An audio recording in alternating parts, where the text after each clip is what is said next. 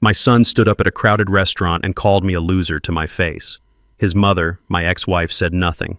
Her new husband just smirked. I didn't say a word either. I just went home. And by the following Monday, I had started the process of taking back everything I ever gave my son. The car he drove, the penthouse he lived in, and the company he thought he built. He was about to learn that a loser like me built his entire world, and a loser like me could tear it all down. My name is Reginald Covington, and at 72 years old, I've learned that silence has many shades. There's the silence of peace, the silence of understanding, and the most dangerous silence of all, the one you use to muffle the roar inside. That night at a restaurant called the Gilded Fork, I was using the third kind. This place was Richard Lawson's territory. He was my ex-wife Brenda's new husband. Everything about it was polished and tastelessly expensive, from the crystal chandeliers that hung like glass jellyfish to the clinking of silver against porcelain. Richard chose it, of course. It was a stage, and tonight it seemed I was the main attraction. My old suit, a Hart Schaffner Marx I'd owned for 20 years, was perfectly tailored and immaculate, but it felt out of place in this sea of silk and cashmere. It was a suit of quality, not of flash. And in my son Andre's world, there was no room for anything that didn't flash. I could feel his eyes on me and those of his wife, Brittany. They weren't looking at me. They were assessing me. Every time I took a sip of water, I saw Brittany's brow furrow slightly, as if the way I held my glass was further proof of my failure. Andre was busier. He was performing. He leaned back in his velvet-upholstered chair, one arm draped casually over the back, the other swirling a glass of red wine. It was a gesture he'd copied from Richard. "The company is exploding," Richard Andre announced, his voice loud enough for the next table to glance over. "We just closed our second round of funding. Investors are lining up. Brittany's right, it's probably time I upgrade the 5 Series to a 7 Series. Brittany let out a little glassy laugh. "You deserve it, honey. You've worked so hard." I remained silent. I knew all about that second round of funding. I knew exactly where every single dollar came from, and it certainly wasn't from the line of investors Andre was imagining. Brenda, my ex-wife, sat there with a tight smile plastered on her face. She had changed. 5 years with Richard had worn away the practical woman I once knew, replacing her with a pale imitation who worried if her handbag was last season. She looked at Richard with an adoring gaze, as if he had personally invented success. "Our son is brilliant, isn't he, Reggie?" she asked, turning to me, but it wasn't a question. It was a statement, a silent comparison. "Our son is brilliant, unlike you." I just gave a slight nod and brought a piece of steak to my mouth. It was cooked perfectly, but I tasted nothing. All my senses were focused on the play unfolding before me. Richard, having let Andre have his monologue, finally spoke in his deep, patronizing tone. "Ambition is everything, Andre. Your father Reggie is a good man, a fine engineer, but he lacks that spark. He builds things for other people, never an empire for himself. In this world, if you're not building, you're being buried." It was an insult wrapped in a backhanded compliment, a technique men like Richard perfected. Andre nodded eagerly, like a devout follower hearing a sermon. "Exactly. I've tried to explain that to Dad so many times. The importance of taking risks, of building a personal brand. But he just talks about savings and safe investments. It's so dated." Dated was the word he used. Last time it was cautious. The time before that, traditional. The words changed, but the contempt never did. The dinner continued a steady stream of boasts. Andre talked about their penthouse apartment with its city views, their upcoming vacation to Bali, the new watch Brittany had bought him. Every story was a stone thrown into my silence. I was the wall they were bouncing their achievements off of just to hear the sound they made. Finally, as dessert was served, a 7-layer chocolate cake that likely cost more than my monthly utility bill, Richard signaled the waiter. "The check, please. On my account." He said it casually, but his eyes flickered toward me.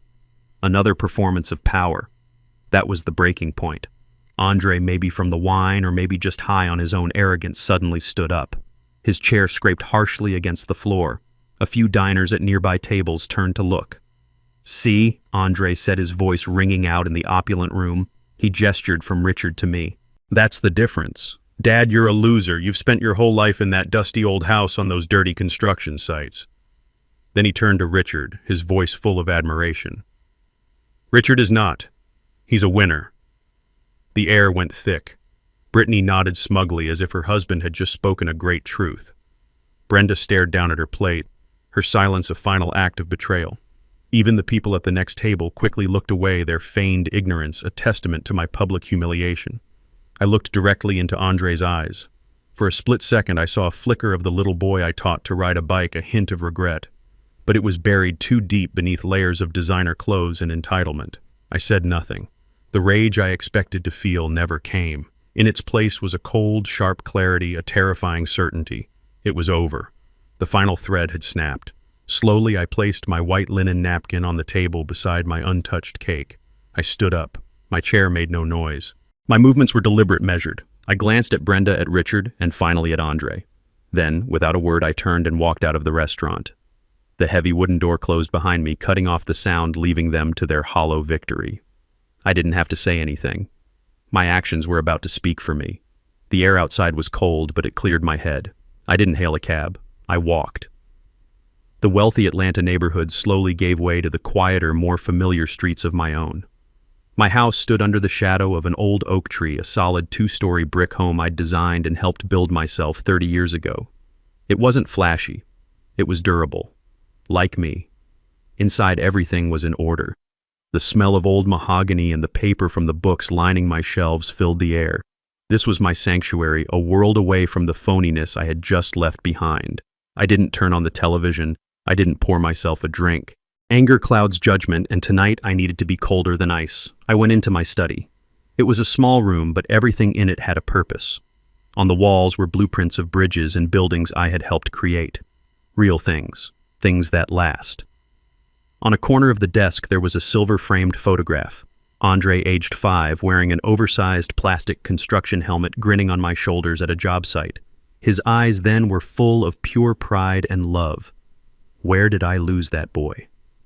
The question hit me not as a sharp pain, but as a dull, weary ache that had been building for years. I had been too quiet. I had hoped my unconditional love would be enough. I was wrong. Unconditional love does not mean unconditional sacrifice. Tonight, the sacrificing ended. I sat down in my worn leather chair and turned on my old, slightly slow but reliable Dell desktop. The screen glowed, illuminating my impassive face.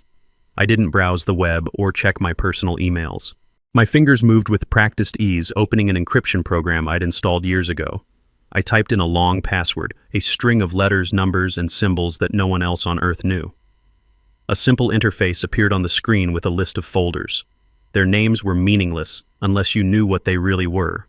Covington Holdings, LLC, Oakwood Properties, LLC, AC Tech Solutions. Seed Funding Agreement Project, BMW 7 Series. Lease Contract, Richard Lawson, Consulting. Payment Schedule. Each name was a thread, an invisible thread I had used to weave the world my son now lived, in the world he thought he had created himself. It was like being the engineer of a bridge. You can't see the rebar hidden deep inside the concrete, but without it, the entire structure would collapse. Tonight, I was going to begin a structural integrity test. I opened a secure email client. The recipient was already saved. Alicia Warren, a brilliant attorney, a friend I trusted with my life. Alicia wasn't just my lawyer. She was the architect of the financial fortress I had quietly built. She knew every brick, every number. The email I wrote was short. No pleasantries, no long explanations. She would understand. Subject initiate Sunset Protocol. Body Alicia. We need to meet. Tomorrow morning, your office. 8 a.m. Begin the dissolution process for all assets related to AC and associated parties. Priority 1, the vehicle. Reggie. Sunset Protocol was the name we had given it years ago, a contingency plan for a day just like this. A day when the sun would set on an empire built on a lie. I hit send. A soft whoosh echoed in the silent room. It was done. The first domino was now perched at the edge of the table. I felt no satisfaction, no glee. I just felt a strange, quiet calm. The calm of an engineer who knows his design is about to undergo its final definitive test. I had built Andre's life. Now it was time to see if he could stand on his own once I took the scaffolding away. Alicia Warren's office was on the 45th floor of a glass tower that overlooked Centennial Park. It was the kind of place that smelled of success, a mixture of expensive leather and freshly brewed coffee. But it never intimidated me. In many ways, I had helped build it. Alicia greeted me not with a handshake, but with a familiar, weary smile and a heavy ceramic mug. "Morning, Reggie," she said, her voice calm and steady. "I made the coffee the second I got your email. Black, no sugar. The way you drink it when you mean business." She was right. For 20 years, Alicia had been more than my lawyer. She was my strategist, my confidant, the keeper of my secrets. She was the only person on earth who knew the full extent of the financial fortress I had built. I took the mug, the heat warming my cold hands. "Thank you, Alicia." She gestured to one of the plush leather chairs opposite her enormous oak desk. She didn't sit behind it in her seat of power. She sat in the chair next to mine, making us equals. "I'll be honest, Reggie," she said, her sharp eyes studying my face. "When I saw the subject line, Sunset Protocol, my heart sank. I always hoped it was a plan we'd never have to use. I hoped he'd figure it out." I took a slow sip of the dark, bitter coffee. It tasted like resolve. I looked out the window at the sprawling city below, a city I had helped shape with steel and concrete. "So did I." "Alicia," I replied, my voice low and even. "But the sun has officially set. It's time to turn off the lights." Alicia nodded slowly, her expression turning from concern to the focused, sharp look of a master chess player seeing the board clearly. "All right, Reggie, walk me through it. I know the legal structures we built, but I need to hear the human part." What was the final straw? I stared into my coffee mug, seeing the reflection of the man my son had called a loser. He said the word Alicia. He said it out loud in public. He called me a loser and called Richard, Brenda's new husband, a winner. And Brenda just sat there and let him. I looked up from the mug and met her eyes. He believes it. He honestly believes the world he lives in is one he created. Today we begin the process of showing him the truth of the foundations he's standing on. Alicia leaned forward, all business now. "Let's review the assets. Let's start with the heart of his so-called empire, AC Tech Solutions." I let out a long, slow breath. Andre always had ambition. I began, my voice a low rumble. I'll give him that. He had big ideas, big dreams. He wanted to be the next Steve Jobs, the next tech mogul from Atlanta. But he had no discipline, no patience, and no money. He came to me about 6 years ago with a half-baked proposal for a software company. It was full of buzzwords and projections that had no basis in reality. I knew if I gave him the money directly, he'd burn through it in a year and learn nothing. I paused, remembering the hopeful, greedy look in his eyes that day. He didn't want a father's guidance. He wanted a bank. So I decided to give him one, just not in the way he expected. I told him I couldn't help that my money was tied up in safe, boring retirement funds. He was so disappointed. He called me old-fashioned. Alicia picked up the narrative, her legal mind filling in the details. And that's when you came to me. We set up the silent trust funded with $2 million based in Delaware for maximum anonymity. Then we created a shell venture capital firm, Innovate Future Group, based out of California. We hired a front man, a retired professor, to be the face of it. As far as Andre knows, he was discovered by a group of forward-thinking West Coast investors who saw his genius. I nodded.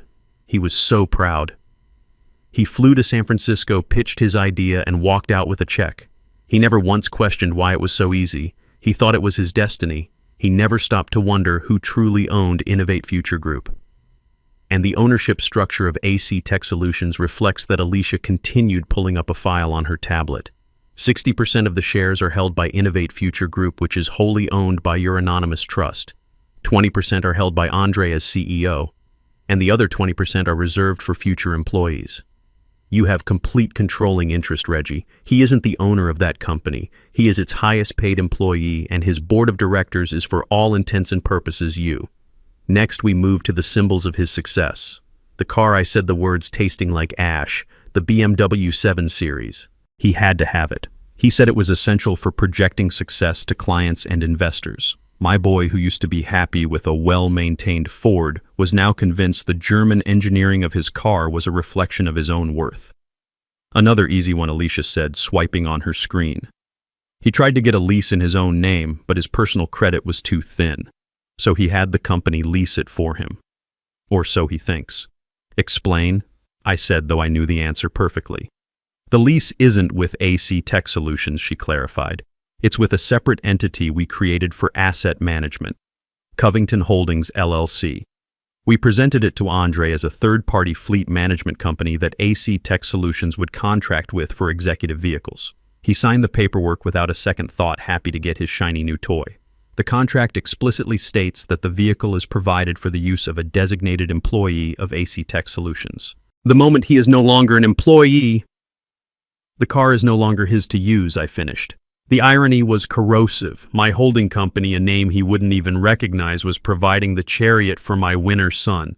He was driving my car paid for with my money, all while calling me a failure. Finally, we came to the biggest piece, the foundation of it all. The penthouse, I said softly. Alicia's expression softened for a moment. This one always felt different, Reggie. It was, I admitted. This was about Brenda as much as it was about Andre. After she left me for Richard, she became obsessed with appearances. She filled Andre's head with the idea that where you live defines who you are. He and Brittany searched for months for the perfect apartment, something that would make their friends jealous. They found the penthouse at the Oakwood. The Oakwood was a beautiful pre-war building that had recently been renovated, a perfect blend of classic architecture and modern luxury. Andre fell in love with it. He told me about it, complaining that it was just out of his price range. He asked if I could help with the security deposit. I told him no, I said to Alicia. I told him it was reckless to live beyond his means. Alicia smiled faintly. And what you didn't tell him was that you had bought the entire building 3 years prior. It was an undervalued asset in a neighborhood that was about to gentrify, I explained, the old engineer in me taking over. The numbers made sense. I purchased it through another LLC, Oakwood Properties. It was a good, solid investment. It was brilliant, Alicia corrected. When Andre applied for the penthouse, the landlord, a property management firm we hired, contacted him with a special offer. They said they were looking for a high-profile tenant like a tech CEO to add prestige to the building, and they were willing to offer him an employee incentive lease. His rent is virtually zero. He just pays the building fees. He signed it, bragging for weeks that the landlord was so impressed with him that he got the deal of a lifetime. He never read the fine print, I said. No one ever does, Alicia confirmed. The fine print, of course, states that the incentive lease is contingent on his continued employment with AC Tech Solutions. It also states that the property management firm can terminate the lease with 72 hours notice for any breach of contract, and the contract defines a breach as anything that might bring the building's name into disrepute. So there it was, the whole house of cards laid out on Alicia's expensive oak desk. His company, his car, his home. Every pillar of his life was a carefully constructed illusion, designed, funded, and owned by the father he called a loser. He wasn't a self-made man. He was a trust fund baby who had never been told the truth. He has nothing, Alicia, I said, the weight of the words settling in the room. Everything he thinks is his is actually mine. Alicia leaned back, her work done for the moment. So, Reggie, what is your first move? According to the protocol, the first step is always symbolic. I thought about the arrogant look on my son's face, the way he gestured with his hand that wore a watch I'd paid for, driving a car I owned to go home to an apartment I provided. The car, I said without hesitation. We start with the car. A winner shouldn't have to ride the bus. Alicia made a note on her tablet, her fingers flying across the screen. The car it is, she confirmed, her voice now devoid of any emotion except professional focus. A tow truck can be dispatched to his residence by 9 a.m. Monday morning, citing the termination of the corporate lease agreement. It will be swift and entirely legal. But what's the larger strategy, Reggie? What's the timeline? Do we hit him with everything at once? The car, the corporate accounts, the eviction notice? We can have it all done by noon on Monday if you want. A full-scale blitz. I shook my head slowly, looking past her out at the skyline I knew so well. No, I said. That's not the way. That's destruction. That's revenge. And this isn't about revenge. What is it about? Then, she asked gently. I turned my gaze back to her, trying to find the right words. I thought about my life's work, about the physics of structures and the integrity of foundations. When you need to bring down a building, Alicia, you don't just set off dynamite at the base. That's messy, unpredictable. It sends shrapnel everywhere and hurts innocent people. It's an act of pure destruction. I leaned forward, my hands clasped in front of me. A true engineer, a builder, does it differently. You perform a controlled demolition. You dismantle it piece by piece. You remove the fixtures first, the shiny things that catch the eye. Then you take out the windows, his view of the world. Then you carefully remove the floors one by one until all that's left is the empty frame and the bare foundation. I don't want to destroy my son, Alicia. I want to dismantle the false life he's living. I want him to stand on the cold, hard foundation of reality and finally understand what it takes to build something real for himself. Alicia listened, her eyes never leaving mine. She understood. She wasn't just my lawyer, she was the daughter of a carpenter. She knew the language of building and breaking, a controlled demolition. She repeated, a new understanding dawning in her expression. It's legally cleaner, too. Each action is a separate, justifiable corporate or property management decision. No single action can be construed as a coordinated personal attack. It's airtight. Exactly, I said. So we start with the car on Monday. The symbol of his status, we give him a day to feel that loss, to feel the inconvenience. Then on Tuesday, you freeze the corporate accounts. You cut off his power. Let him feel what it's like when the well runs dry. And Richard Lawson's consulting payments along with it.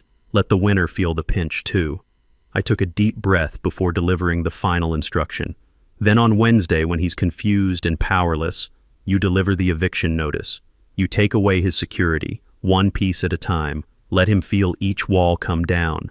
Let him understand the value of each thing as he loses it. A heavy silence settled in the room. This wasn't a plan born of anger. It was a curriculum, a harsh, painful curriculum. Alicia simply nodded. I understand the lesson plan, Reggie. I'll prepare the necessary documents immediately. I stood up, my old bones aching with a weariness that had nothing to do with age. I had made the decision.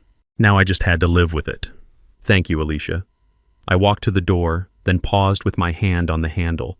Let it begin, I said, my voice barely a whisper. Let the lesson commence. The rest of that week was perhaps the quietest of my life. After leaving Alicia's office, I felt a strange sense of peace settle over me. The decision had been made. The plan was in motion. There was nothing left to do but wait for the gears to turn. I spent Friday and Saturday in my garden. My rose bushes needed pruning, a task I usually enjoyed, but now took on with a new solemn purpose. My hands, calloused from a lifetime of work, moved with practiced precision. Snip, a dead branch fell away. Snip, an overgrown shoot that was taking nutrients from the main stem. I thought about what I was doing. Gardening is an exercise in ruthless compassion. You can't be sentimental about the parts of a plant that are weak or diseased. If you let them grow, they will eventually poison the whole bush. You have to cut them back sometimes almost to the stalk to give the plant a chance to grow back stronger, healthier. You do it not out of anger, but out of a desire for the plant to reach its full potential. My son was a magnificent plant that had become overgrown with the weeds of entitlement and arrogance. I was just the gardener doing the hard, necessary work. On Saturday afternoon, my phone buzzed on the small wooden bench beside me. I picked it up. Andre's name glowed on the screen. A week ago, my heart would have leaped. I would have answered immediately, ready to absorb whatever casual disrespect he threw my way just to hear his voice. Now I simply looked at his name. I watched it flash again and again, a desperate digital cry. Then I placed the phone face down on the bench and went back to my roses. An hour later, it buzzed again. This time it was Brenda. I didn't even bother to look. Her silence at the dinner table had been her answer. My silence was now mine.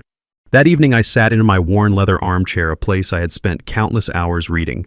I wasn't reading a thriller or a mystery. I was rereading a biography of Ulysses S. Grant, not the general but the president, a man who was quiet, underestimated, and constantly battling the corruption of those around him. I came across a passage about his steadfastness, his ability to absorb blows and criticism without flinching all while focusing on the larger strategic goal. He wasn't flashy. He was solid. He dealt not in opinions, but in outcomes. I closed the book and thought about the word Andre had used. Loser. He saw my quiet life, my modest home, my old car, and he saw a man who had lost at the game of life. He never saw the foundations. He never understood that the loudest person in the room is often the weakest. He, Brenda, and Richard were playing a game of checkers, making loud, obvious moves. They never realized I was playing chess, quietly positioning my pieces for a checkmate that was decided 10 moves ago.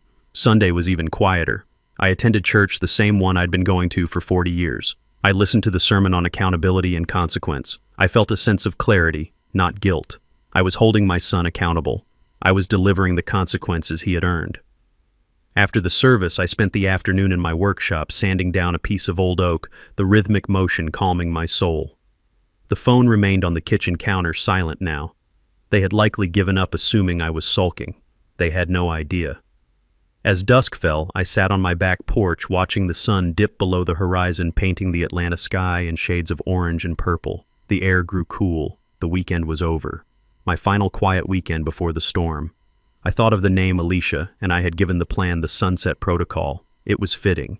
The sun was setting on my son's life as he knew it. And tomorrow morning with the dawn, his harsh, necessary education would begin. I felt no joy, only a profound, heavy certainty. The lesson was coming. I spent my weekend in quiet contemplation. My son, as I would later piece together from a series of frantic voicemails and tearful confessions, spent his in a cacophony of self-congratulation. While I was pruning my roses, he was on the phone with one of his friends, laughing as he drove his BMW down the highway, the city skyline blurring past his window. "Dude, you should have seen his face," Andre had said, his voice booming through the car's Bluetooth speakers.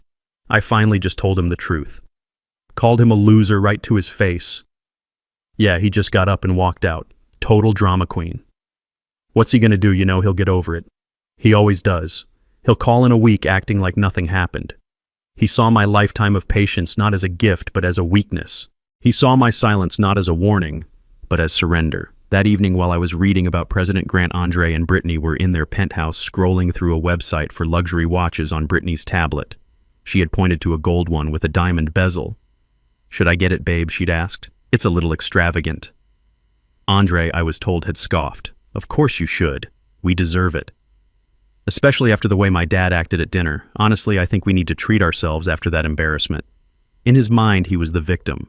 My quiet departure was an act of aggression against him, a social faux pas that required retail therapy to overcome. He had no capacity to see his own cruelty. His world was a mirror, and all it showed was his own reflection.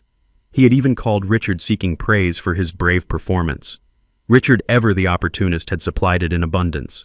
"You did the right thing, Andre," the man had said, his voice smooth as oil. "Sometimes you have to set firm boundaries with people from a different generation. People who don't understand the mindset of a winner." "Thanks, Richard." Andre had replied, his voice full of a warmth he hadn't used with me in years. "It's just good to finally have a real role model to look up to." A real role model. A man whose entire consulting business consisted of a single inflated contract with a company I owned. The irony was a bitter pill. Andre had finished that weekend looking out the vast window of his apartment, the city lights spread out beneath him like a carpet of jewels. He was on top of the world he believed he had built. He likely thought of me, the old man in his dusty house, and felt a pang of what he probably mistook for pity. He probably thought, "He'll come around. He has to. He's got nothing else." But he was wrong. I did have something else. I had a plan, and the time for waiting was over. It was Sunday night, 10 p.m. The weekend was done. My house was dark except for the single lamp that cast a warm glow on the oak desk in my study. The quiet in the house was different now. It was no longer the calm after a decision, but the tense electric silence before a storm. The fuse had been lit on Friday, and it had been burning slowly, silently all weekend. Now it was nearing the powder keg. I wasn't pacing. I was sitting in my leather armchair, the biography of Grant resting in my lap, my eyes closed. I was listening, waiting. At precisely 10:01 p.m., a soft chime echoed from my old Dell computer, an email notification. I didn't rush. I took a deep breath, placed my book carefully on the side table, and rose from my chair. I walked to the desk, the wooden floorboards creaking softly under my weight. The screen was bright in the dark room. A single new email sat in my inbox. The sender was Alicia Warren. The subject line was simply "Update." I moved the mouse and clicked it open. The body of the email was stark white, containing only 6 words standing alone in the center of the screen like a military command. I leaned in the reflection of the glowing text visible in my glasses. The first domino has been pushed. Monday morning dawned bright and obnoxious sunlight streaming through the floor-to-ceiling windows of the penthouse and glinting off the polished chrome of their espresso machine. For Andre, the world felt perfect. The weekend had been a triumph. He had finally put his father in his place, asserting his own status as the family's new alpha. He felt powerful, a feeling amplified by the expensive Italian suit he was putting on and the sleek black BMW 7 Series that was waiting for him in the reserved parking spot in the garage below. Brittany was humming as she applied her makeup, a small, satisfied smile on her face. "Are you sure you don't want me to drive you today, honey?" she asked, looking at his reflection in the mirror. "We could take the Benz. I have that spa appointment at 11. Andre chuckled, adjusting his tie. "Nah, I've got a lunch meeting with some new potential clients. I need to roll up in the Beamer. You know how it is. Image is everything." He leaned in and kissed her on the cheek, the scent of her expensive perfume filling his senses. "Besides," he added, his voice dropping to a conspiratorial whisper, "I think we've earned the right to show off a little. We're winners, remember?" She giggled and swatted him playfully. "Go on, get out of here, you big shot." Feeling on top of the world, Andre grabbed his leather briefcase and headed for the private elevator that went directly to the residence garage. The ride down was smooth and silent. The doors opened to a pristine, well-lit space. And there it was. His car. It wasn't just a car, it was a statement. Long, low, and gleaming under the fluorescent lights, it was the physical embodiment of his success. He clicked the fob and the car chirped, its angel eye headlights flashing a welcome. But as he walked toward it, he noticed something was wrong. A large, grimy-looking tow truck was parked directly behind his BMW, its yellow hazard lights flashing rhythmically, casting an ugly, pulsating glow on the polished concrete floor. A man in greasy blue overalls was kneeling by his rear tire. Andre's good mood evaporated instantly, replaced by a surge of irritation. "Hey!" he barked, his voice echoing in the garage. "What the hell do you think you're doing? This is a private garage. You can't park here." The man in overalls stood up slowly, wiping his hands on a rag. He was big, with a weathered face and a completely neutral expression. He didn't look impressed. He didn't look intimidated. He just looked tired. "You, Andre Covington?" he asked, his voice a gravelly monotone. "I am," Andre snapped. "And you're about to get your rust bucket towed if you don't move it in the next 10 seconds. You're blocking my car." The man didn't move. Instead, he simply gestured with his thumb toward the back of the BMW. "No, sir, I'm not blocking your car. I'm here to repossess it." The words didn't register at first. They were so absurd, so out of place in his perfect world that his brain refused to process them. He actually laughed, a short, incredulous bark. "Repossess it? You must be joking. This car is paid for. It's a corporate lease. You've obviously got the wrong car, pal." The driver just sighed as if he'd had this exact conversation 1,000 times. He pulled a clipboard from the cab of his truck and held it out. Work order says black BMW 7 Series license plate, 8 Kilo Victor 391. Belongs to a Mr. Andre Covington. "That you..." Andre's face flushed with anger. This was humiliating. "Yes, that's me, but there's been a mistake. A stupid mistake. Who sent you AC Tech Solutions? Because I own that company and I can assure you we haven't missed a payment." The driver pointed a greasy finger to a line on the work order. "The order's not from AC Tech, sir. It's from the title holder, a company called Covington Holdings, LLC. Andre stared at the name. Covington Holdings. It meant nothing to him. A surge of relief washed over him, followed by renewed fury. "See, I told you. I've never heard of that company. It's a clerical error. Now get your truck out of here before I call security and have you arrested for trespassing." The driver just shook his head, a flicker of something like pity in his eyes. "Sir, I've got a legally executed repossession order. If you have a problem with it, you need to call the leasing company." He turned his back on Andre and started attaching a heavy chain to the undercarriage of the BMW. The sound of metal clanking against metal was like a physical blow. "Hey, get your hands off my car!" Andre shouted, his voice cracking with rage. He pulled out his phone, his hands shaking so much he could barely unlock it. He found the number for the leasing company and jabbed the screen. Brittany was going to be late for her spa day. He was going to be late for his meeting. This was a disaster. After an excruciatingly long series of automated menus, A calm female voice finally answered. Premier Executive Leasing, this is Sarah speaking. How can I help you? My name is Andre Covington, he said through gritted teeth. You have made a massive mistake. You sent a tow truck to repossess my car, a BMW 7 Series. I need you to call it off right now. There was a moment of silence filled only by the sound of furious typing. I see your account, Mr. Covington, Sarah said, her voice perfectly polite and completely unhelpful. Yes, the BMW 7 Series. It looks like the repossession order was issued this morning at 8:05 a.m. I know it was issued. I'm telling you it's a mistake, Andre was practically shouting into the phone. The tow truck driver was now lowering the lift, preparing to hoist the front wheels of his beautiful car off the ground. I'm not seeing any mistake in the system, sir, Sarah continued, her tone unchanging. The lease agreement was terminated by the owner of the vehicle, Covington Holdings, LLC. I've never heard of Covington Holdings, he yelled.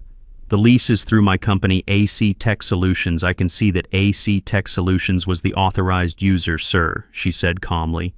But Covington Holdings, LLC is the legal owner and lessor of the vehicle. As the owner, they have the right to terminate the lease at any time per Section 4, Paragraph B of your agreement. We are simply the administrators. His mind was reeling. It made no sense. He felt a wave of dizziness. This is insane. Put me through to someone at Covington Holdings, then I'll clear this up. I'm sorry, sir, Sarah said, and for the first time he detected a note of finality in her voice. We don't have a public contact number for that entity. All communications are handled through their legal representatives. We have fulfilled our legal obligation by acting on their request. This matter is now closed on our end. Closed. It's not closed. The front wheels of the BMW were now off the ground. The car, his symbol of power and success, was hanging there, helpless and pathetic. Is there anything else I can help you with today, Mr. Covington? Sarah asked, as if she were asking if he wanted fries with his order. He was speechless. The injustice of it all choked him. He heard a click, and the line went dead. She had hung up on him. He looked up from his phone, his face a mask of disbelief and impotent rage. The tow truck driver was in his cab, starting the engine. The powerful diesel engine roared to life, drowning out all other sound. Andre was left standing there in his $1,000 suit and his shiny Italian shoes, utterly powerless. He watched as the truck slowly, carefully pulled his car out of the parking spot. He watched it being dragged backwards up the ramp, its rear wheels scraping meekly against the concrete. He watched as the symbol of his entire identity was hauled out of his private garage and into the harsh light of day, disappearing from his life forever. The yellow lights flashed one last time before the truck turned the corner, and then there was only silence. He was left alone in the garage with an empty parking space and the faint smell of diesel fumes. The first pillar of his world had just been violently ripped away. If the loss of his car on Monday was the first tremor, the main earthquake was scheduled for Tuesday morning. The second domino was not about status. It was about power. It was about money. I spent my morning peacefully reading a book on my porch, but I knew that across town, my son's world was being systematically dismantled, starting with the most public of humiliations. Andre arrived at the gleaming glass tower that housed his office nearly an hour late. He was flustered and furious, having been forced to take a $100 Uber across town during rush hour. He was determined to project an air of calm control to show his employees that nothing was wrong. His first stop was the artisan coffee shop in the lobby of his building, a place where he was a well-known regular. He always made a show of it, buying coffee and pastries for his executive team, a king dispensing favors to his court. He strode to the counter, cutting in front of the line with a dismissive wave. "Morning, Chloe," he said to the young barista. "The usual for the team, 6 large lattes, 4 cappuccinos, and a box of your best pastries. Put it on the AC Tech account." He handed her the sleek black corporate credit card. It was a card with no spending limit, a symbol of his absolute authority. The barista smiled and ran the card. A moment later, her smile faltered. An awkward beep echoed from the machine. "I'm sorry, Mr. Covington," she said, her voice a little too loud in the suddenly quiet cafe. "It's been declined." Andre stared at her as if she'd spoken in a foreign language. "What? That's impossible. Run it again. Your machine is probably acting up." She ran it again. The same beep, the same apologetic look. "Declined," she repeated. People in the line behind him were starting to stare, their morning routines interrupted by this small, delicious drama. He could feel their eyes on him. He, Andre Covington, the tech wonderkind, couldn't buy a round of coffee. His face turned a deep, blotchy red. "This is ridiculous," he hissed, snatching the card back. "There must be an issue with the bank's network." He fumbled for his personal wallet, a desperate attempt to save face. He pulled out a handful of cash, all he had on him, and slammed it on the counter. "Here, keep the change." He turned on his heel and stormed out of the coffee shop, leaving the box of pastries and the tray of unmade coffees behind. He didn't want them anymore.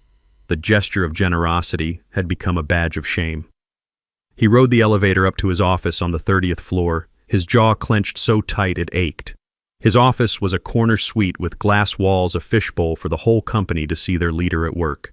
He sat down heavily in his ergonomic chair, the anger giving way to a cold knot of anxiety in his stomach. He needed to fix this. Now.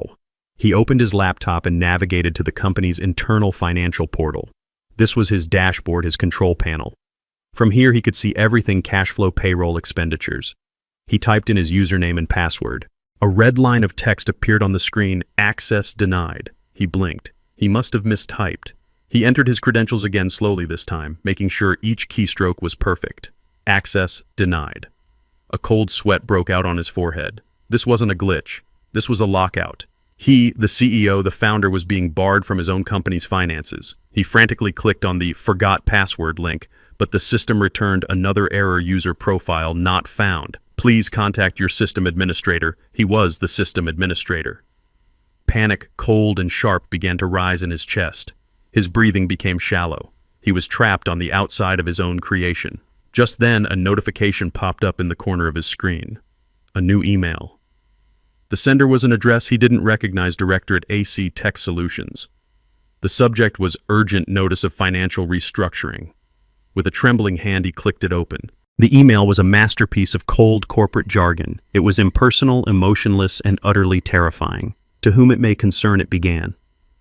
Please be advised that as of 900 a.m. Eastern Standard Time, the majority shareholders of AC Tech Solutions have initiated a comprehensive corporate restructuring. Under this directive, all executive-level access to financial accounts, corporate credit lines, and expenditure authorizations has been temporarily suspended, pending a full audit and review. All non-essential spending, including vendor contracts and consulting fees, is hereby frozen effective immediately. Further instructions will be provided in due course. It was signed simply, "The Office of the Directorate."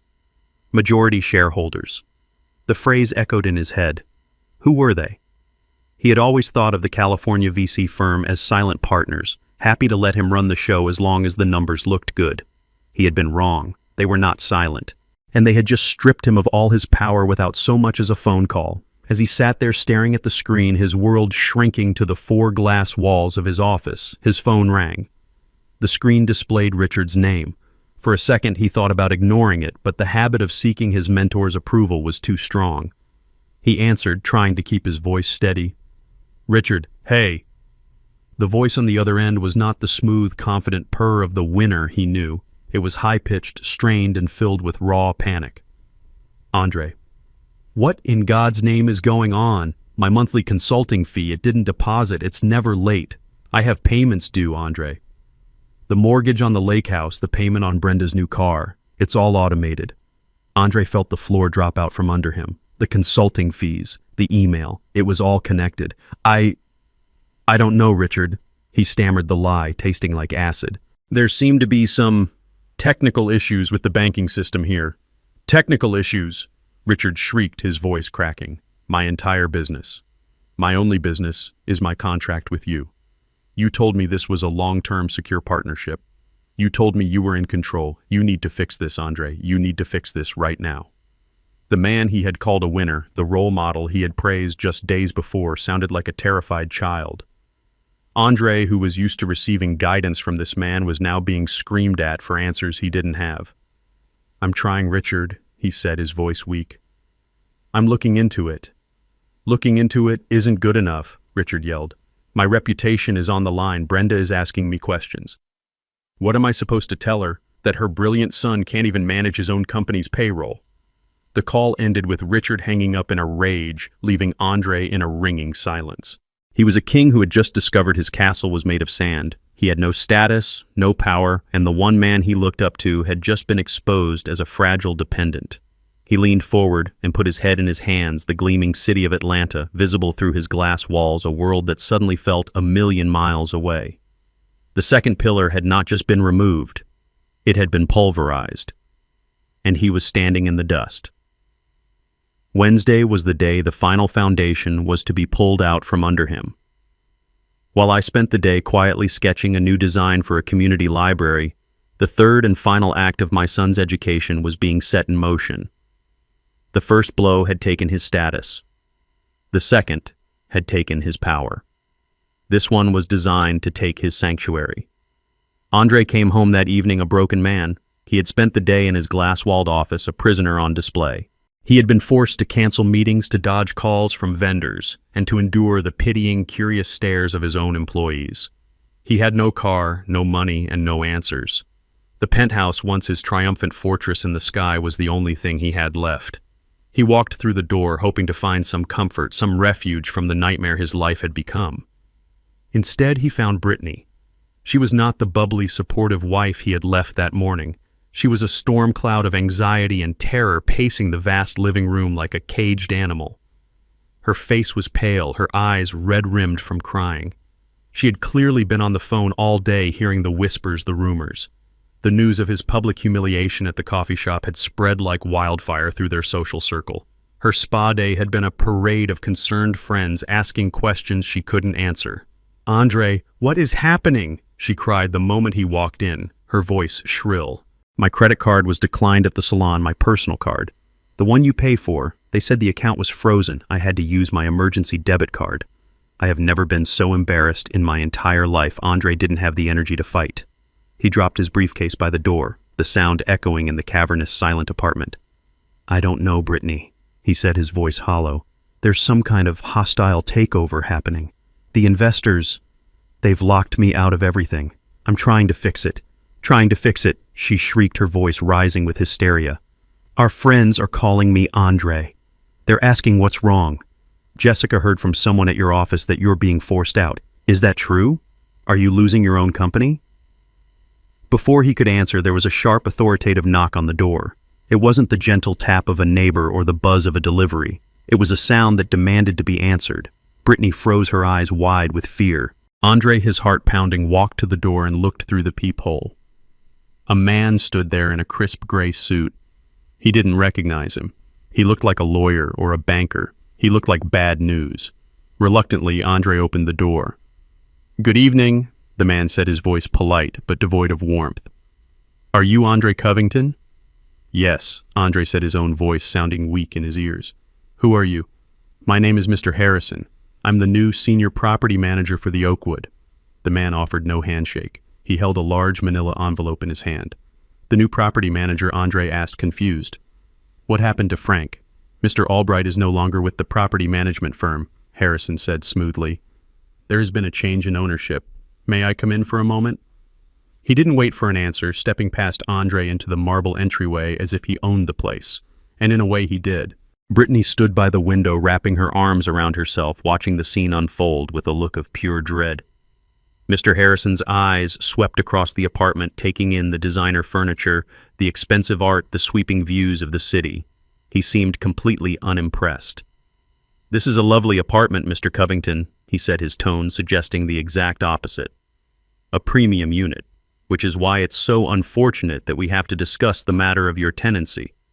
He opened the manila envelope and pulled out a sheaf of papers. "I am here to serve you with this," he said, holding out the document. "It is a formal notice of lease termination." Andre stared at the paper, then at the man's impassive face.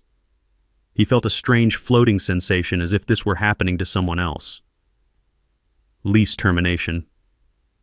What are you talking about?"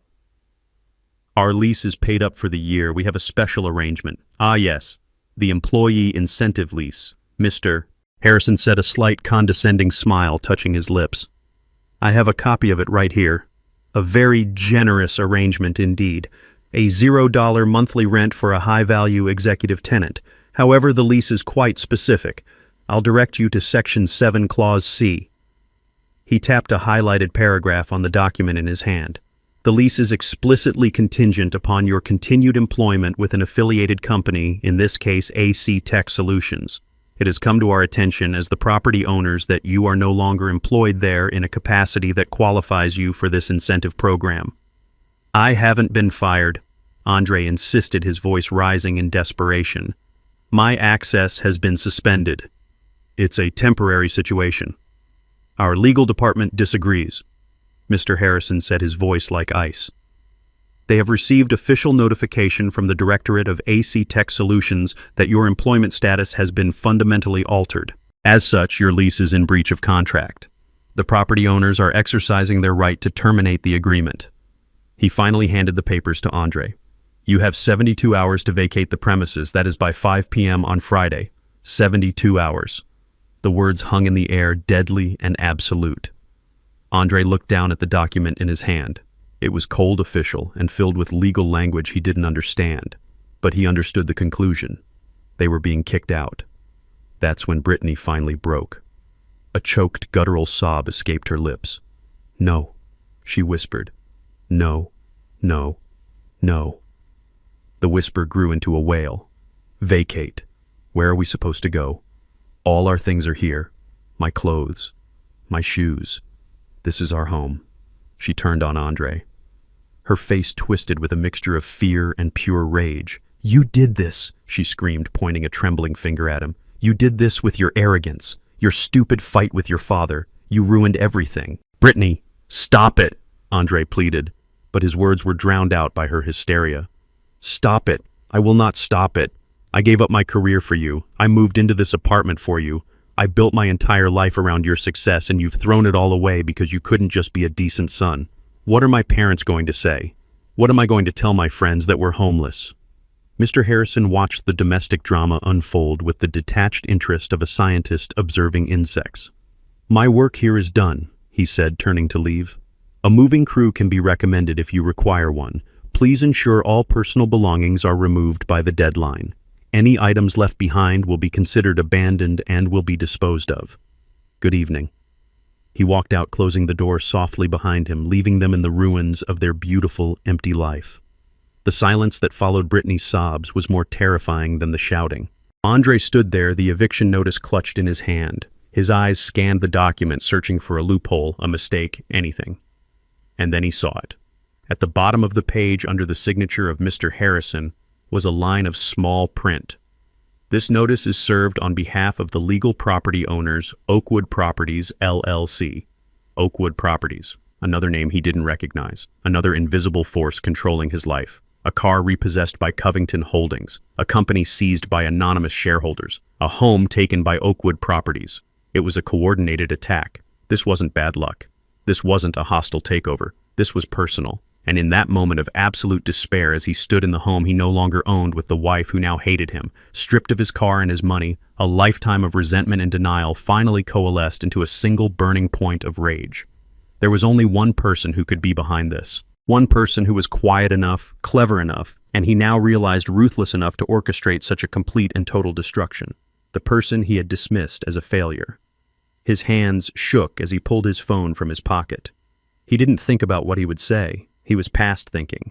He was a cornered animal, and he was going to lash out at his tormentor. He found the number he hadn't called in over a week and hit dial. It rang once, twice. Then he heard the calm, familiar voice on the other end.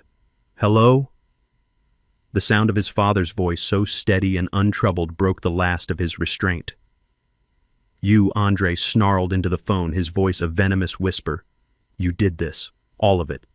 The car, the company, the apartment. This was you, wasn't it?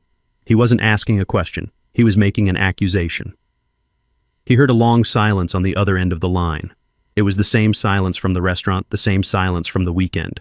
But now it wasn't a silence of weakness. It was the silence of absolute power. When my voice finally came, it was quiet, but it carried the weight of an anvil. Andre, I said, I think it's time we had a talk.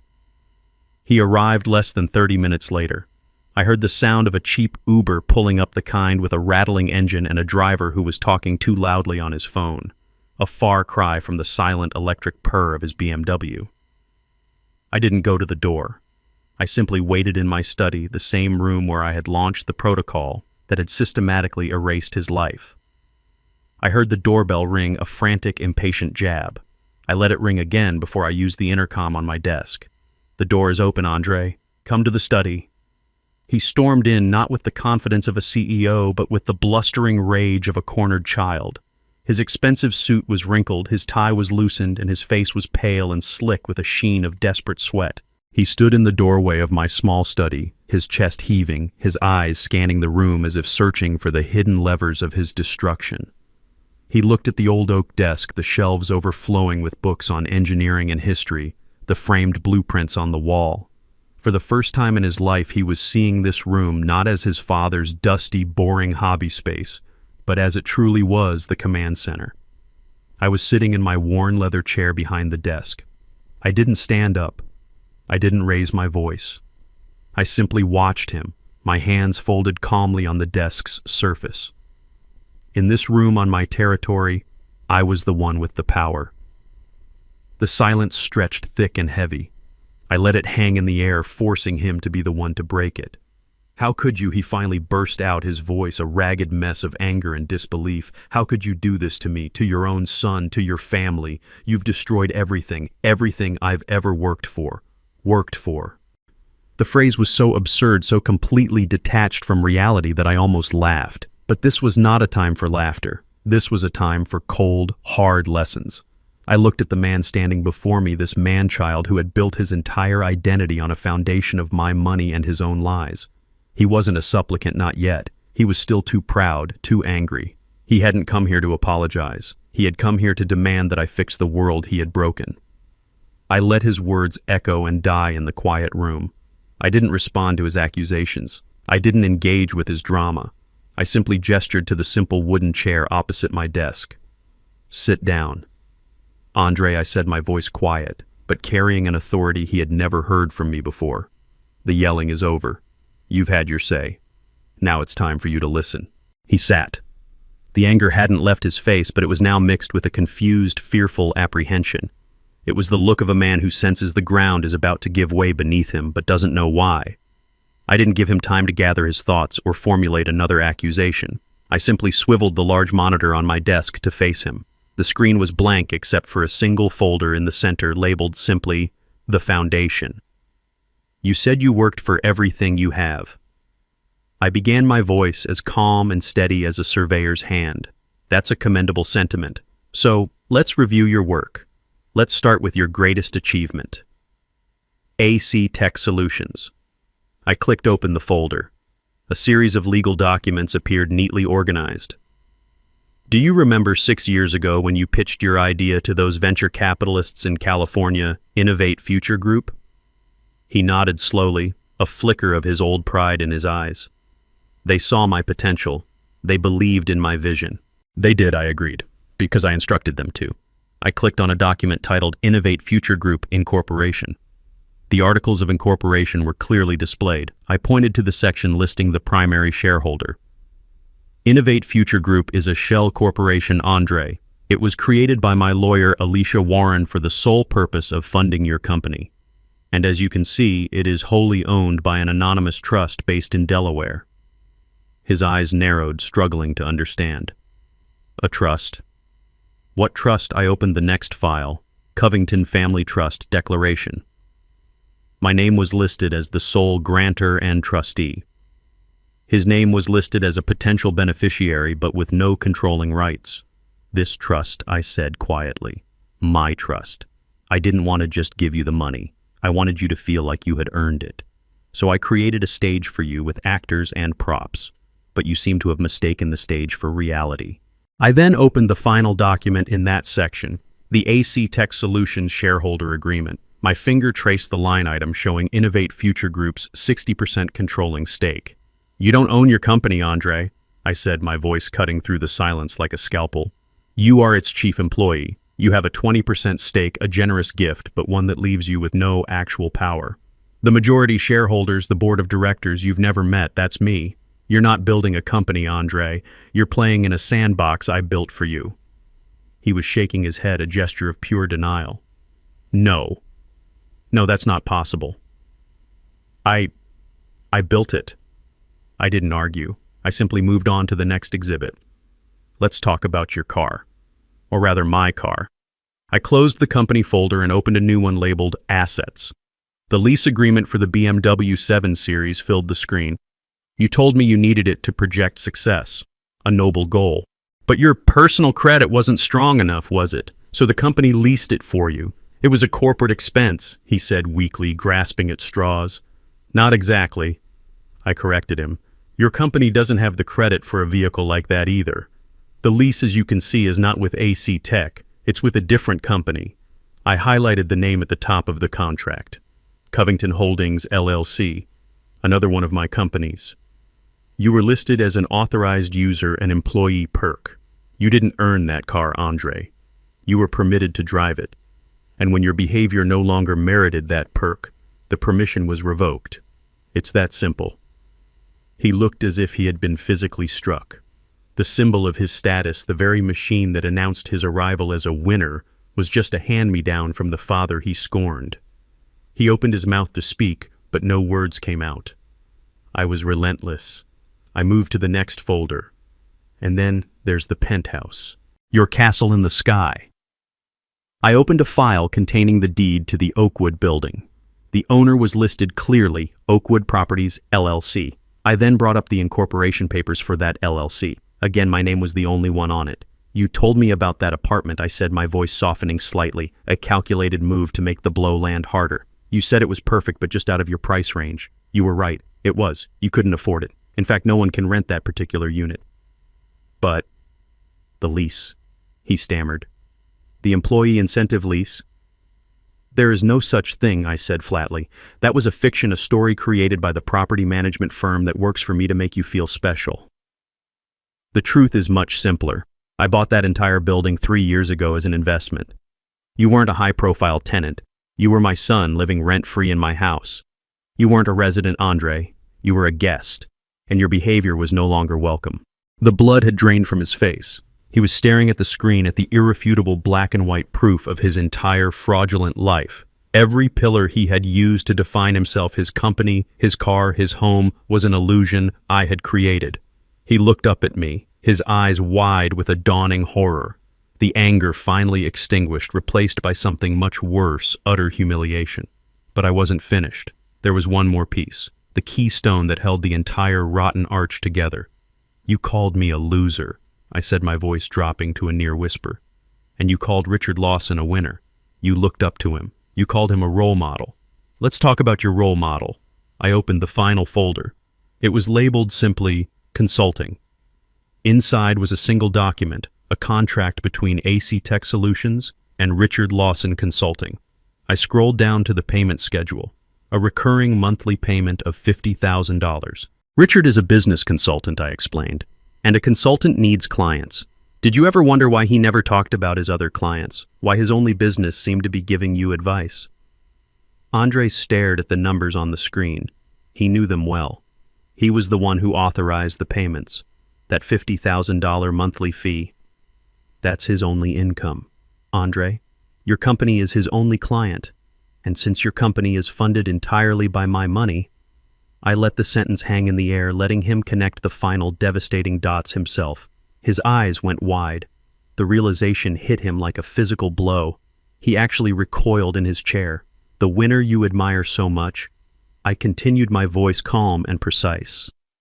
The man your mother left me for the man who lives in a big house and drives a fancy car and lectures me on ambition.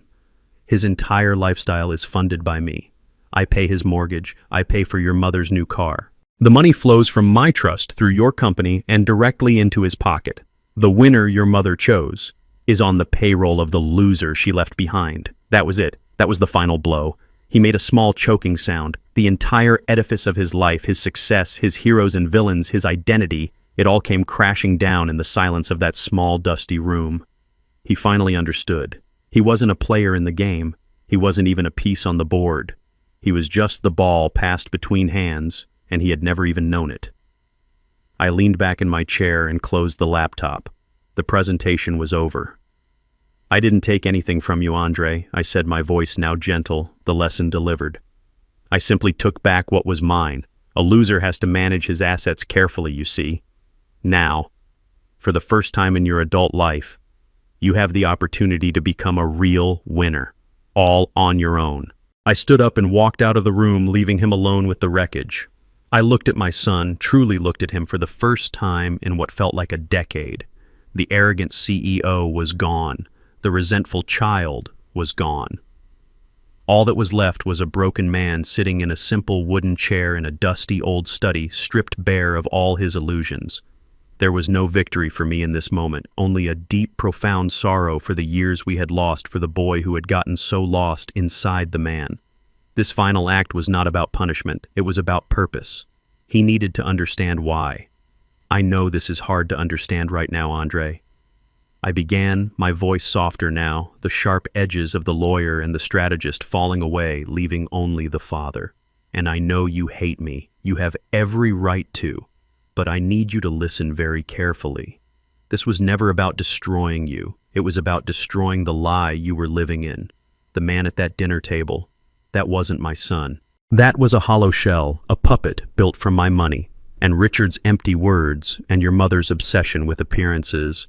I gestured around the room to the evidence of a life built with hands, not just with money. You've been living on a stage, Andre, playing the part of a successful man. All I did was take down the set. What you're feeling right now, this fear, this humiliation, this gut-wrenching emptiness, it's the first real thing you've felt in a very long time. This is the foundation. This is ground zero.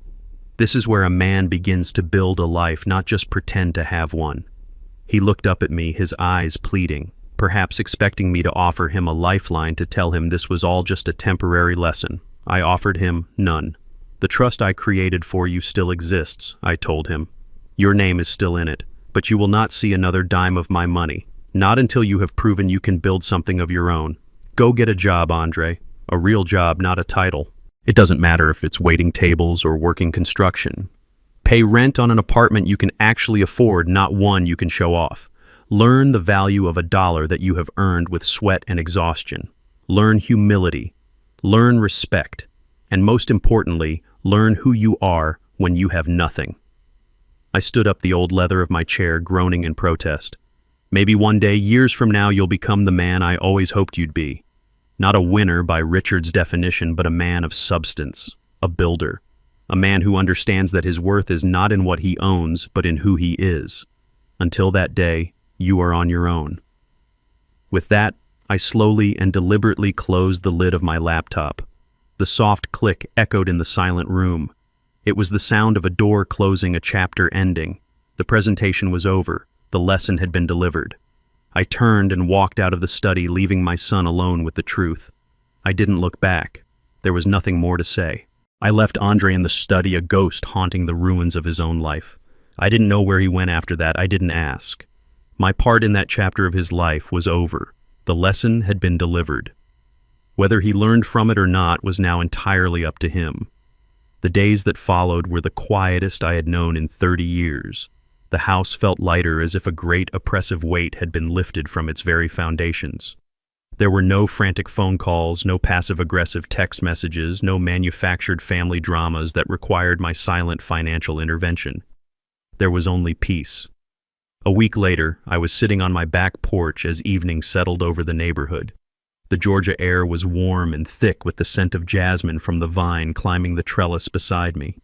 I held a cool glass of iced tea, the condensation dripping onto the worn wooden armrest of my rocking chair. The chair moved back and forth in a slow, steady rhythm, a cadence of contentment. I wasn't waiting for anything. I wasn't anticipating a call or worrying about a problem. I was simply present. For the first time in years, my mind was not occupied with my son's manufactured crises or my ex-wife's insatiable desire for more. I was alone, but I was not lonely. The silence was not the silence of absence, but the silence of serenity. I thought about the word Andre had used at that dinner, the word that had set all of this in motion: loser. For years, I had allowed that unspoken accusation to define the terms of my existence. I had poured my life's work, my intelligence, and my fortune into a bottomless pit of his and his mother's ego, all in a desperate, misguided attempt to prove I wasn't what they thought I was. I had sacrificed my own peace to fund their chaotic lives. But sitting there listening to the crickets begin their nightly chorus, I realized the truth. I had never been the loser. I had been the host for a parasite. And now, I was finally free. I had completed my final project. It was not a bridge of steel or a building of concrete. It was the careful, painful demolition of a toxic family structure. And now, in its place, there was room for something new to grow. I didn't know what the future held for my relationship with my son, but I knew my own future was finally mine. The sudden jarring ring of my cell phone on the small table beside me felt like a violation of that newfound peace. I looked at the screen. It was Brenda. I almost didn't answer. I had nothing left to say to her, but some part of me, a lingering curiosity, perhaps wanted to see the final act of this play. I let it ring a few more times, a small assertion of my new boundaries, before I picked it up. I pressed the button and held the phone to my ear but said nothing. For a moment, all I heard was ragged, frantic breathing. Then her voice came through a torrent of raw, unfiltered panic. It was not the voice of the poised, condescending woman from the restaurant. It was the desperate shriek of someone whose world was on fire. Reggie. Reggie. Thank God. You have to do something. You have to help us. I remained silent, letting her words rush into the void. It's Richard, she cried, her voice cracking with a sob that held no sadness, only terror. He's ruined. It's all gone. The consulting contract with Andre's company. It was everything. They terminated it. We got a notice from the bank this morning. They're foreclosing on the house. The lake house, Reggie. They're taking our house. I listened. My expression unchanged. I took a slow sip of my iced tea. And the car, my Mercedes. Richard leased it and the payments were tied to his business account. They're going to take it back. I have nothing. Reggie, do you hear me? Nothing. I went to the country club today and my membership was suspended. I can't live like this. This is not my life. Her voice rose to a hysterical pitch. This is your fault, all of it. This is because of what you did. You were jealous of Richard, jealous of Andre's success, so you decided to destroy all of us. How could you be so cruel after everything we had, after all our years together? I am the mother of your son. It was a stunning performance. In her version of reality, she was the victim. Richard was the victim. Their extravagant, debt-fueled lifestyle was something they were entitled to, and I was the villain for turning off the faucet that had supplied it all. There was no apology for what had been said at the dinner. There was no concern for Andre's well-being. There was only a desperate, selfish demand that I put her world back together. She hadn't changed. She never would. And in that moment, I felt the last lingering chain of obligation to her turn to dust and blow away in the evening breeze.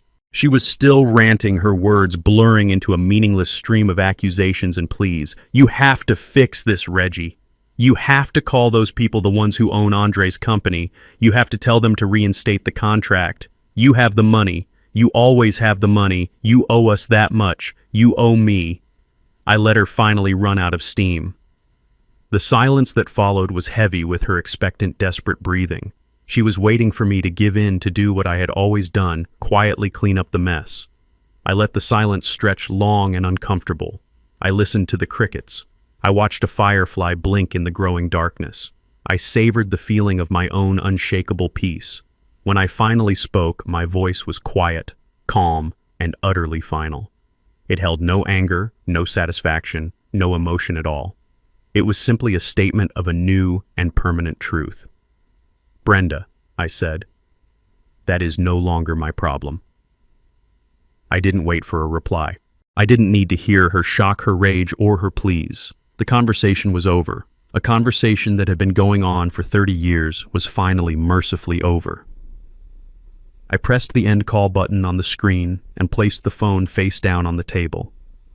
Then I leaned back in my rocking chair. The slow, steady rhythm returned. The scent of jasmine filled the air. The stars were beginning to appear in the deep purple sky, distant and beautiful and indifferent. I had reclaimed my dignity. I had reclaimed my peace. I had reclaimed my life. And in the profound, perfect silence of that Georgia evening, I finally felt like a winner. This painful chapter taught me a lesson that took 72 years to fully understand. For too long, I had confused financial support with fatherly love, and in doing so, I allowed my patience to be seen as weakness. I thought that by providing a safety net, I was helping my son, but I was only enabling a boy to live in a man's world without any of the responsibility. I have learned that true strength is not found in endless giving, but in the courage to set firm boundaries. And sometimes the most profound act of love is to take everything away, forcing someone to stand on the cold, hard foundation of reality so they can finally learn to build a life for themselves. I'm truly curious to hear your thoughts, so tell me in the comments, what would you have done in my place?